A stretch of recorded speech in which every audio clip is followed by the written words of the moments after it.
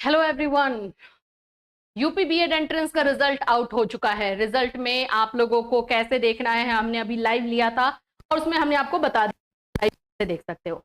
अभी बात हो रही है कि कितना तक जो है आप लोग का एडमिशन हो जाएगा, कितना रैंक किसका आया है, तो उसमें गवर्नमेंट कॉलेज मिलेगा, प्राइवेट कॉलेज मिलेगा, और कितने रैंक वालों को जो है एडमिशन हो पाएगा। अदर स्टेट का क्या, अदर स्टेट में क्या रहेगा, अदर स्टेट का रैंक कितना रहना चाहिए, कम से कम फीस में आप कहां से जो है बीएड कर सकते हैं यूपी में। क्योंकि यूपी जो है ना इतना ज्यादा फैला हुआ है कि कहीं पर बहुत हाई फीस दिखाया जाता है, कहीं पर कम फीस भी रहता है। तो आप कहां से करेंगे तो सही रहेगा। आप अगर हमारे थ्रू जाते हैं तो आपको क्या क्या बेनिफिट मिलेगा, ये सारी चीजें हम इस वीडियो में डिस्कस करने वाले हैं। तो डिटेल से अच्छे तरीके से वीडियो देखिएगा। अगर कहीं डाउट रहे तो बिल्कुल आप हमें मैसेज कॉल कर सकते हैं या वीडियो में कमेंट कर सकते हैं। ये है हमारे एक स्टूडेंट का जो है रैंक, या इन्होंने अपना भेजा था चेक करने के लिए, हमने चेक कर लिया है। आपको हम ये भी दिखा देते हैं कि आप एक्चुअली में चेक कैसे करोगे ताकि आपको प्रॉब्लम ना आए। आपको डायरेक्टली जो है, मैं आपको पहले स्टार्टिंग से दिखा देती हूँ।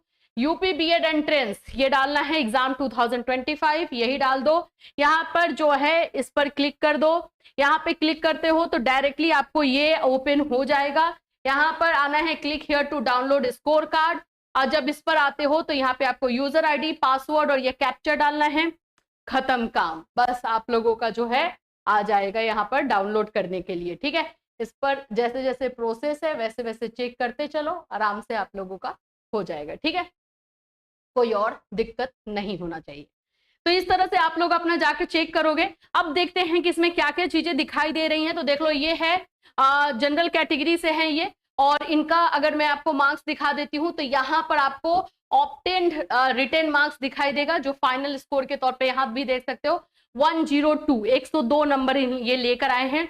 स्टेट रैंक 1,42,576, और जो कैटेगरी में होगा यानी ओबीसी SC ST कैटेगरी के होंगे तो यहाँ पर उनको कैटेगरी रैंक भी दिखाई देगा। क्योंकि ये जनरल कैटेगरी के हैं तो इनका नहीं दिखाई दिया।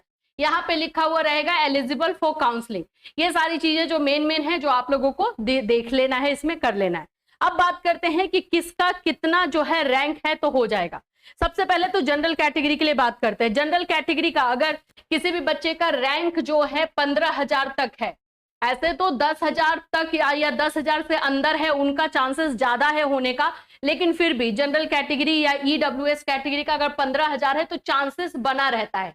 ठीक है, क्योंकि हर एक बच्चा जो है गवर्नमेंट कॉलेज नहीं लेना चाहता है, या फिर ये भी बोल सकते हैं जिस कॉलेज में आप जा रहे हो उस कॉलेज में ना जाना चाहें, ये भी हो सकता है। तो उसकी वजह से 15,000 रैंक वाले को चांसेस है। अगर सेफ हम बात करते हैं तो सेफ वो जनरल कैटेगरी के बच्चे हैं जिनका रैंक 10,000 के अंदर में है, वो सेफ है, उनको जो है गवर्नमेंट कॉलेज मिल ही जाएगा।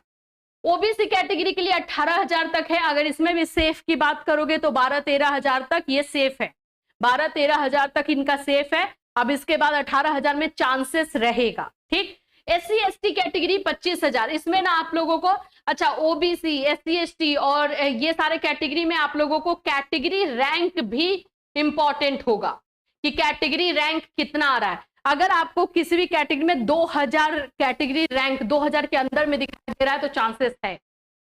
ठीक है, 1,000, 1,500, 16, 1,700 ऐसे करके दिखाई दे रहा है तो आपका चांसेस है। 2,000 से ऊपर कैटेगरी रैंक है तो थोड़ा डाउट है। ठीक है, क्योंकि उतना सीट तो उसमें रहता भी नहीं है। अगर हम बात करते हैं SC ST का, अगर ओवरऑल 25,000 तक आपका रैंक है और कैटेगरी रैंक इसमें आ जाएगा आप लोगों को लगभग 90 या 110 तक आ जाएगा। तो अगर इतना रहता है तो चांसेस आप लोगों का रहेगा SC के बच्चों के लिए। ST के बच्चों के लिए 50,000, लेकिन कैटेगरी रैंक आप लोग के लिए ज्यादा इंपॉर्टेंट है। अगर 160, 150 तक कैटेगरी रैंक है तो चांसेस रहेगा, मतलब कैटेगरी रैंक इसमें इंपॉर्टेंट जरूर रहेगा।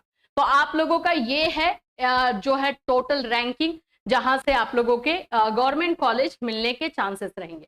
अदर स्टेट के बच्चे भी अप्लाई कर रहे हैं। अदर स्टेट के बच्चों का जो है हम बता दें कि सिर्फ 5% आप लोगों को चांसेस मिलता है। ठीक है, मतलब काउंसलिंग और वो सारे प्रोसेस से जाना खुद से गवर्नमेंट कॉलेज और ये सब मिलने के लिए, गवर्नमेंट कॉलेज वाले के लिए तो 5% चांसेस रहता है। तो रैंक अगर आपका 1,000 के अंदर है, 1,000 के अंदर अगर आपका रैंक है तो गवर्नमेंट कॉलेज मिलने का चांस रहता है।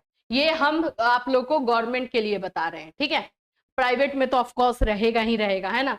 जो भी बच्चे पास हो चुके हैं उन लोगों का चांसेस है। अब देखो प्राइवेट कॉलेज में अगर आप एडमिशन लेना चाहते हो, आप यूपी से बीएड करना चाहते हो जो एनसीटी से एफिलिएटेड है, तो आप हमारे थ्रू जा सकते हो। हम आपको इन 3 जगहों पर एडमिशन करा करके देंगे। एक है आपका अवध यूनिवर्सिटी जो कि अयोध्या और अमेठी में मिलेगा, ठीक है। 2 कॉलेजेस से यहाँ पर हमने बात की है और सही से उनको वेरीफाई किया है, जा करके चेक किया है, एनसीटी से एफिलिएटेड है, ये सारी चीजें। कॉलेज अच्छा है, कॉलेज का नाम है, कॉलेज सपोर्टिव है स्टूडेंट के लिए। आगरा यूनिवर्सिटी जो कि आप लोगों का मैनपुरी में है, यहाँ पर भी हमारी बातें हुई हैं, इनको भी हमने वेरीफाई किया है। पूर्वांचल यूनिवर्सिटी की जो कि जौनपुर में है, वहां पर होगा। तो ये सभी बस इतने ही कॉलेज अभी तक हम वेरीफाई कर पाए हैं।